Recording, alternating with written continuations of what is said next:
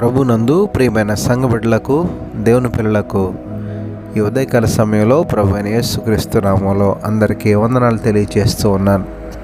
గడిచిన రోజు నుంచి ఈ రోజు వరకు దేవుడు మనకు తోడుగా ఉండి ఆయన కాపుదల మనతో ఉంచి ఈ సమయంలో ఆయన నామాన్ని స్తుతించుకోవడానికి ప్రభు ఇచ్చిన మంచి సమయాన్ని బట్టి దేవునికి మహిమ, ఘనత, ప్రభావాలు కలుగును గాక.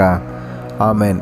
అనుదిన వాక్యాహారం ద్వారా ఈరోజు దేవుడు మనకిస్తున్నటువంటి వాక్య వాగ్దానం, నీవు చేయు ప్రయత్నములన్నిటిలో నీకు దీవెన కలుగును అని ద్వితీయోపదేశకాండం 28వ అధ్యాయము 8వ వచనంలో మనం చూస్తూ ఉన్నాం. దేవునికి మహిమ కలుగును గాక.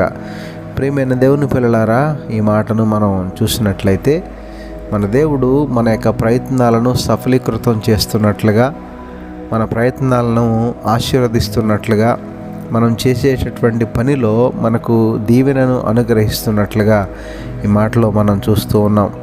దేవుని యొక్క ఉద్దేశం ఏంటంటే, ఆయన పిల్లలమైనటువంటి మనము, ఆయన యొక్క శిలువ రక్తము చేత కడగబడినటువంటి మనము, ఆయన సన్నిధిలో సహవాసములో చేర్చబడినటువంటి మనము ఎల్లప్పుడూ కూడా ఆయన ద్వారా మేళ్ళు పొందుకోవాలని, ఒక విలువైన జీవితాన్ని మనం జీవించాలని, దేవుడు అనుగ్రహించినటువంటి స్థానాన్ని మనం సద్వినియోగపరుచుకోవాలని, ఈ లోకంలో దేవుడు మనకు ఏ స్థానాన్ని అయితే అనుగ్రహింపజేశాడో ఆ స్థానాన్ని ఖచ్చితంగా మనం నిలబెట్టుకొని విశ్వాసంతో, దేవుని యందు భయభక్తులతో, దేవుడు అనుగ్రహించినటువంటి వాక్యానుసారంగా ప్రతి వాగ్దానాన్ని మనం సంతరించుకోవాలని ప్రభు ఆశిస్తూ ఉన్నారు. అయితే అనేక సందర్భాలుగా మరి కొన్ని ప్రయత్నాలు మానవుడు చేసినా కానీ తనకు సఫలీకృతం కానటువంటి పరిస్థితులు మనం కొందరి జీవితాల్లో చూస్తూ ఉంటాం.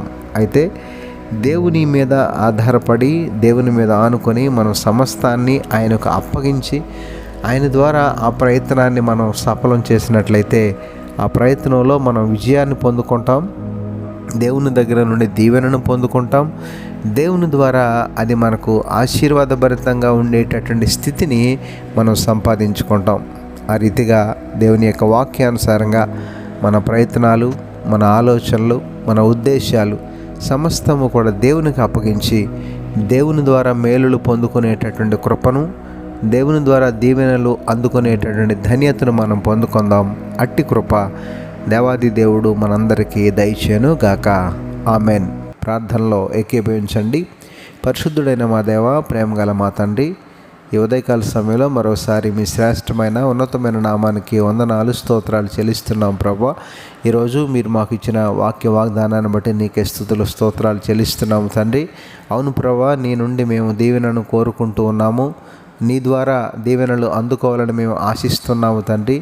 నీ ద్వారా ప్రభా మా ప్రతి ప్రయత్నాన్ని సఫలం చేసుకోవాలని అనుకుంటూ ఉన్నాం. ఆ రీతిగా మీరు మాకు సహాయం చేయండి. మీ దీవెనను, ఆశీర్వాదాన్ని సమృద్ధిగా నీ పిల్లలమైన మా అందరికీ దయచేయండి. ఈరోజంతా నీ పిల్లలకు మీరే తోడుగా ఉండి సహాయం చేసి నడిపించమని, నీ మేలుడి చేత నింపమని, వారి ప్రయత్నాలన్నీ కూడా దీవెనకరంగా మార్చమని ప్రార్థిస్తున్నాం తండ్రి. సహాయం చేయండి. అలాగే ప్రభా, మరి ఈరోజు పుట్టినరోజు, పెళ్లిరోజు జరుపుకుంటున్న బిడ్డలు ఎవరైతే ఉన్నారో వారందరినీ పేరు పేరున దీవించి ఆశీర్వదించమని యేసు పరిశుద్ధ నామమున అడిగి వేడుకొనుచున్నాము తండ్రి. ఆమెన్.